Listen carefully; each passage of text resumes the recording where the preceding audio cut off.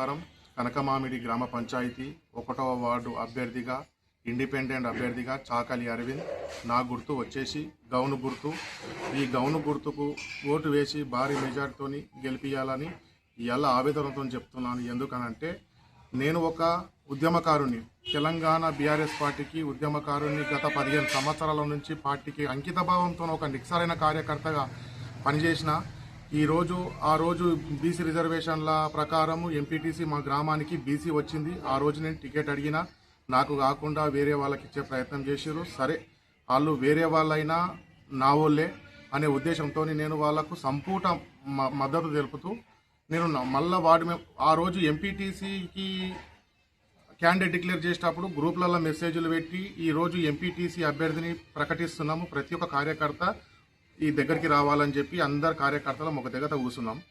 ఈరోజు కూర్చున్నాక ఆ రోజు అయిపోయింది. ఈరోజు సర్పంచ్ అభ్యర్థులు బీఆర్ఎస్ పార్టీ నుంచి క్యాండిడేట్ డిక్లేర్ చేసేటప్పుడు కూడా నాకు ఎలాంటి ఇంటిమేషన్ ఇవ్వకుండా వాళ్ళ స్వార్థ రాజకీయాల కోసం, వాళ్ళ అవకాశం కోసం వాళ్ళు డిక్లేర్ చేసుకొని నాకు చెప్పకుండా, నాకు ఎవరైతే వ్యతిరేకంగా మాజీ ఉప సర్పంచ్ ఉన్నాడో వాళ్ళ కొడుకుని నిలబెట్టిరు నా పైన. నేను ఇండిపెండెంట్గా వచ్చి ఇండిపెండెంట్గా చేసిన. ఎందుకంటే ఈరోజు ఒక ప్రశ్నించే గొంతును తొక్కాలని చూస్తున్నారు రాజకీయంగా ఎదగకుండా.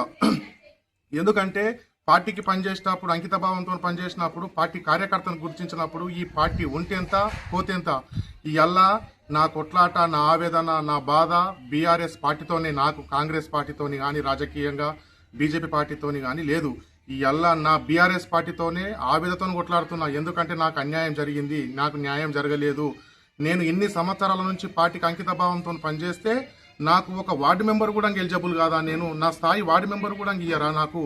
ఇవల్ల మీ స్వార్థం కోసం డబ్బులున్నోడు డబ్బులు నడుస్తుంది. ఇవాళ డబ్బులను చూసి మీరు అవకాశం కోసం, స్వార్థం కోసం మీ రాజకీయాలు చేసుకుంటే మరి ఇలా డబ్బు లేనోడు రాజకీయం చేయొద్దా? ఒకటి ఆలోచించండి. డబ్బు లేనోడు రాజకీయం చేయొద్దా? సరే, రాజకీయం చేయొద్దంటే ఆ రోజు పార్టీ జెండా పట్టేటప్పుడు, ఆ రోజు పార్టీకి పనిచేసేటప్పుడు చెప్పాలి. ఏమని చెప్పాలి? అయ్యా నీ తన డబ్బులు లేవు, నువ్వు రాజకీయంగా పనిచేయలేవు అని చెప్పాలి.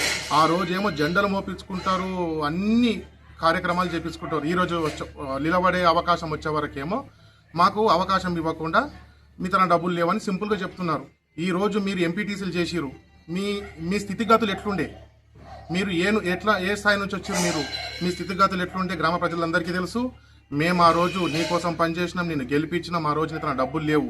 ఇవల్ల నువ్వు గెలిచినాక నీ డబ్బుల కోసం మాట్లాడుతున్నావు, చూసినావా? అది నీ స్వార్థం అని అనిపిస్తుంది, కానీ ఇది కరెక్ట్ కాదు. ప్రతి ఒక్క కార్యకర్తను గుర్తించండి. పార్టీకి అంకితభావంతో పనిచేసే వ్యక్తికి ఇవ్వండి. ఇవల్ల 1వ వార్డు అభ్యర్థిగా రెబల్గా నిలబడ్డా నేను. ఎందుకంటే ఇవల్ల అందరూ అంటారు, నా నుంచి యువతకు ఒకటే సందేశం ఇస్తున్నా. యువత ఏ పార్టీ అయినా సరే, యువత బాగా పనిచేసే వ్యక్తి మనకు పార్టీ టికెట్ ఇవ్వకున్నా మనం నిలబడి ఇండిపెండెంట్గా రెబల్గా నిలబడైనా సరే మనం గెలవాలి. ఎందుకనంటే లీడర్ల దగ్గర ఓట్లు లేవు. తెల్ల బట్టలు వేసుకున్నోళ్ళు వాళ్ళ స్వార్థం కోసం, వాళ్ళ రాజకీయం కోసం వాళ్ళు మనని అనగదొక్కుతున్నారు. కాబట్టి యువత మేల్కోవాలి. మీకు వచ్చిన అవకాశం ఏదైనా సరే నిలబడండి, ఓటర్ల దగ్గరికి వెళ్ళండి, మీ సమస్యలను చెప్పండి, వాళ్ళ సమస్యలను అడగండి. రేపొద్దుగల్లా గెలిచినాక వాళ్ళ సమస్యలను పరిష్కరించే దిశగా ముందుకు పోవాలి. కాబట్టి ఈ రోజు కూడా నేను కూడా 1వ వార్డు ప్రజలకు అందరికీ చెప్తున్నా, మంచోవడు చెడోవడు అన్నీ ఆలోచించండి. ఎందుకంటే ఓటు హక్కు అనేది మీ ఆయుధం. అది ఇవాళ ప్రజాస్వామ్యంలో పోటీ చేసే హక్కు మీకున్నది, నాకున్నది. కానీ నేను ఇండిపెండెంట్ చేసినాక కూడా ఈడు ఎట్లా చేస్తాడు అనే ఉద్దేశంతో నా మీద ఎవడైతే నాకు ఎవ్వరు లేకుండా, ఎవ్వరు సపోర్ట్ చేయకుండా ఒక ప్రతిపాదించే వార్డు మెంబర్కి ప్రతిపాదించే వ్యక్తిని కూడా ఈరోజు కిడ్నాప్ చేసిరు. మీరు ఎత్తుకపోయిరు, ఎట్లేస్తాడో చూడని చెప్పి. నేను అయినా ధైర్యంతో నేను నమ్ముకున్న సిద్ధాంతం కోసం, నా లక్ష్యం కోసం, 1వ వార్డు ప్రజలకు సేవ చేద్దామనే సంకల్పంతో నేను ఇలా ముందుకు వస్తున్నా. ఈ రోజు మీ దగ్గర ఉన్నది. ఎందుకంటే లీడర్ల దగ్గర లేవు ఓట్లు, ప్రజల దగ్గర ఉన్నాయి, ఓటర్ల దగ్గర ఉన్నాయి. కాబట్టి ఓటు హక్కు అనేది మీ ఆయుధం. దాన్ని ఒక మంచి నాయకుని, పనిచేసేటటువంటి నాయకుని ఎన్నుకొని, కరెక్ట్ నాయకుని ఎన్నుకోండి. ఎందుకనంటే రేపొద్దుగల్లా ఈ రోజు మీరు సరి అయిన వ్యక్తికి ఓటు వేయలేరు అనుకో, రేపొద్దుగల రాబోయే భవిష్యత్తులో 5 సంవత్సరాలు బాధపడాల్సి వస్తుంది. ఎందుకంటే ఈరోజు వాని రాజకీయం కోసం, వాని స్వార్థం కోసం నీ ఇంటికి వస్తాడు, నీ గడపకు వస్తాడు.